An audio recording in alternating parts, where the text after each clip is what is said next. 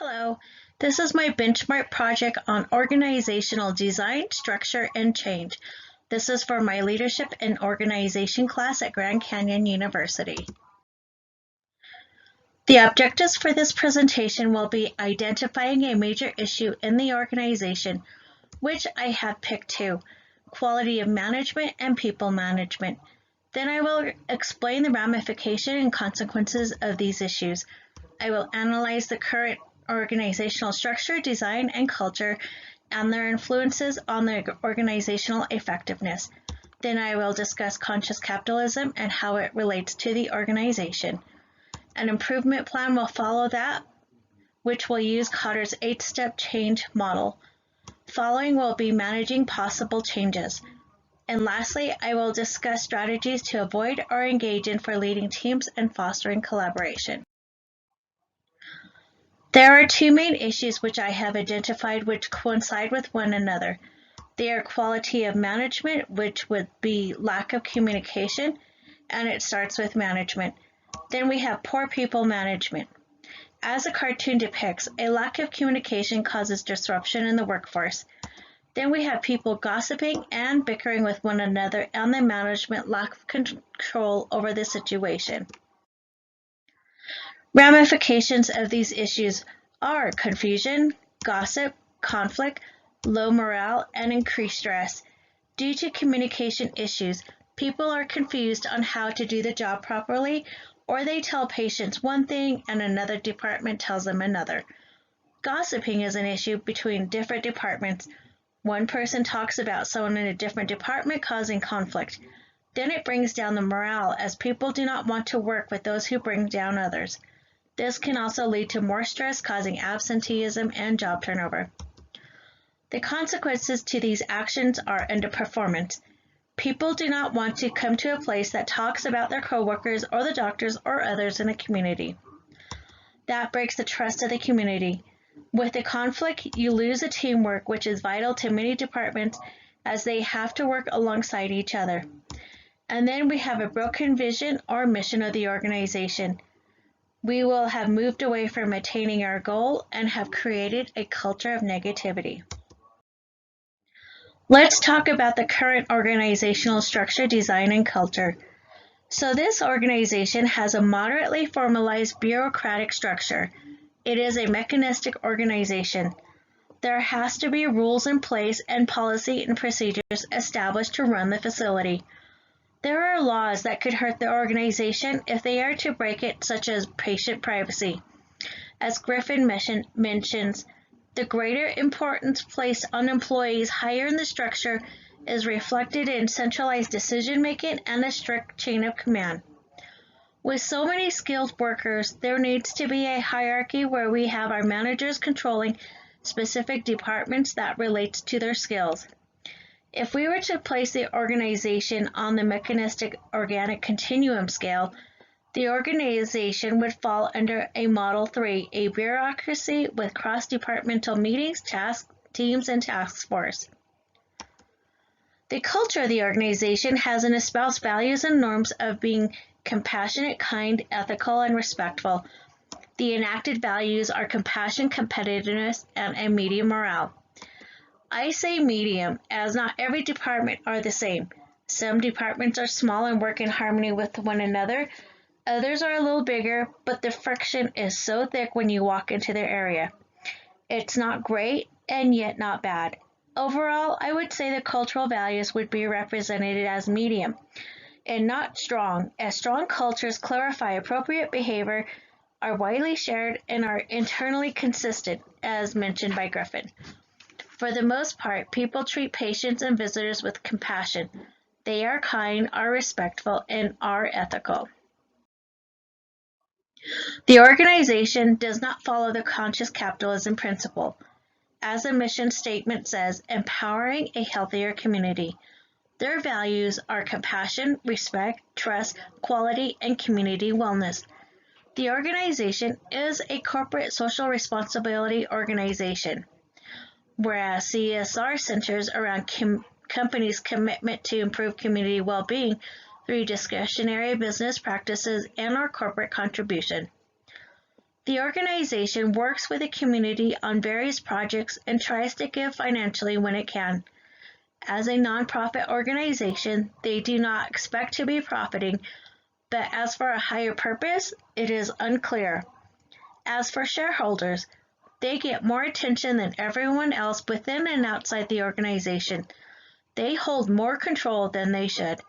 With no higher purpose, leaders will not be able to lead towards it. The culture definitely needs to be changed if we are to become a conscious capitalism organization. How are we going to change this? According to Kotter's 8-step process of change, we are going to create an urgency as to why we need to change. We will show how the breakdown of communication and poor people management could affect the organization. This has to start from the top. There will have to be honest and open discussion so that everyone has a chance to think about why we need change. This will lead to a formation of a coalition. It needs to have people with effective leadership skills who will embrace the change and will work well with other areas of the organization. A clear vision will be created, one where people understand and are able to explain it to others without needing prompts. A strategy will be formed on how to share these visions. Communicating the change of vision and addressing people's concerns and anxieties will need to happen. The change of vision will need to be talked about, seen, and heard throughout the organization. It needs to be everywhere. Then we will look for obstacles that could prevent the change, such as those naysayers or people who don't quite understand why we changed. If we attempt to look for it, we will find them. People need to be rewarded as well so they can make that change towards it. When planning the change, there needs to be a short-term goal established so that when the organization has accomplished it, they can be rewarded. Reaching any goals makes people feel accomplished and proud. What a better way to get them to be motivated and to stay on track. To keep the change going, there needs to be feedback and a system developed so that the organization can keep improving. This could be done by surveying outpatients and patients' visits to see how happy they are with their services compared to how it used to be. And lastly, making the change a part of the culture. This could be done with onboarding new hires, continue training with existing employees yearly or even sooner, and having plans in place that will continue to train new leaders so that the work is not lost. There are some possible challenges that will come with a change, such as resistance. Some people do not do well with any type of change. Another challenge is commitment to the change. Some people will be uncomfortable with the changes, and some people will revert back to their old ways. The Lewin's process model will be utilized to assist with the changes. We would present why we need to change and how we are going to do it. Each step will need to be communicated clearly and effectively so that people will feel more at ease about it. Once we have made the change, we would continue with training new and existing employees so the change won't be lost. A continuous change process model will be brought to the management team to see if this may be more effective. Having a change agent, someone outside the organization, might be more neutral and can help the organization stay on track rather than veering off in a different direction. Sometimes people get distracted, and they will lead others astray, but with a change agent, that person can make sure things are going as planned. Having worked in a healthcare organization most of my life, I have learned communication is key, and if you want to lead a successful transformation, communicating empathetically is critical. Learning about different leadership styles and how a leader could affect the organization is eye-opening. A strong leader can make a difference for an organization. And then there's the management team that will help the organization achieve its goals. There are many issues that could hurt the organization if people don't know how to manage.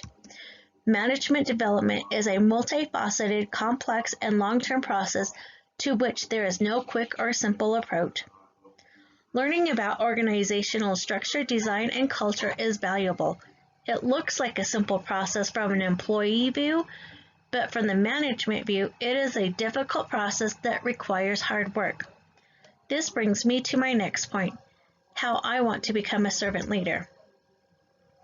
A servant leader should be the hardest working person in the organization, the one who clearly shares a vision and provides resources, training, coaching, and a climate that fully supports their team. Long-term success is created if leadership is accomplished in a manner consistent with patience, kindness, humility, respect, and selflessness. How I live my life should be reflected in my career. I want to be able to help others as some are not able to help themselves. I hope I was able to present to you why we need a change in the quality of management and the way we manage people. If we want to be the facility of choice for the region, we need to hold our people and management team accountable for their actions. By changing the structure and design of the organization, we are showing to the community our commitment to well-being. In order to do that, we need to change the culture. With these small changes, we could establish a higher purpose and commit to being a conscious capitalism organization. Being able to incorporate these changes long-term will benefit everyone involved. Thank you.